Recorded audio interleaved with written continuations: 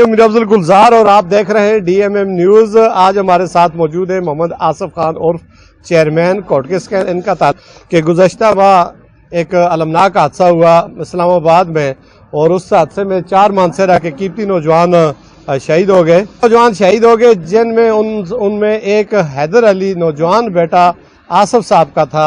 अब इनसे इसी सूरत हाल के बारे में जानना चाहेंगे कि इन्होंने फी सबीलिल्लाह पहली फुर्सत में माफ़ कर दिया था और बाकी जो लोग थे उनके साथ काफ़ी मुज़ाकरात के बाद उन्होंने तहरीरी माफ़ीनामा लेकर दिया। इसके बाद उसका ये मामला क्लोज हुआ और सारी सूरत हाल से हम इनसे आगाह करेंगे। 19 साल 6 महीने 8 दिन एक नौजवान बच्चे की नाच को और एक बूढ़े बाप का सहारा इन्हीं के दिल से। अच्छा, इसमें वो जो हादसा हुआ आप मौके पर जब पहुंचे तो फिर उसके बाद आपकी उस हादसे के उन लोगों से मुलाकातें हुई, कशमाला क्या कहते हो, बाद हुई है 8-9 दिन के बाद। फिर उनके साथ मुलाकात हुई तो क्या कहा उन्होंने यही कहा कि खुदा माफ कर, तुम माफ करो तो खुदा माफ करेगा, तुम नहीं करो तो खुदा भी नहीं माफ करता।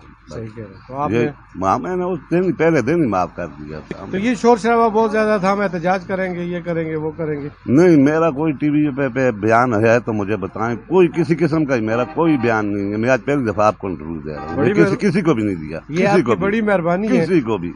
बेटे कितने हैं? 2 बेटे। मुजाहरा किया कि आपने फी सबीलिल्लाह माफ कर दिया। वो दीगर जो 2 नौजवान थे 3 उन्होंने भी माफ किया सब ने। इस बारे में उनके बारे में मुझे कुछ इल्म नहीं है, नहीं मैं किसी से पूछा है, नहीं मैंने किसी से रब्ता किया। नहीं, सियासी तो आए हैं सारे, लेकिन इसी कैसे बात ऐसी कोई बात नहीं की हमारे साथ। ऐसे सब दुआ कर दिया अपनी मर्जी से अपनी। नहीं, मैंने तो जिस वक्त एक्सीडेंट हुआ है ना, मुझे पता लगा है तो हम इधर से गए। जब उधर पहुंचे हैं तो उसके बाद आधे घंटे के बाद मैंने अपने भाई से और अपने बेटे से कहा जो भी हो गया है अल्लाह के रज़ा के लिए हमने माफ कर दिया। बस मैंने उधर माफ करके। वो जो जख्मी उसकी क्या सूरत हाल है? ये इस्लामाबाद क्यों गए थे? नौकरी के लिए। नौकरी के लिए पहले से मुलाजिम नहीं थे किसी अस्पताल में? नहीं, वो ये जो जख्मी था ये मुलाजिम था, तो एक फारूक था, ये भी दोनों कच्चे थे।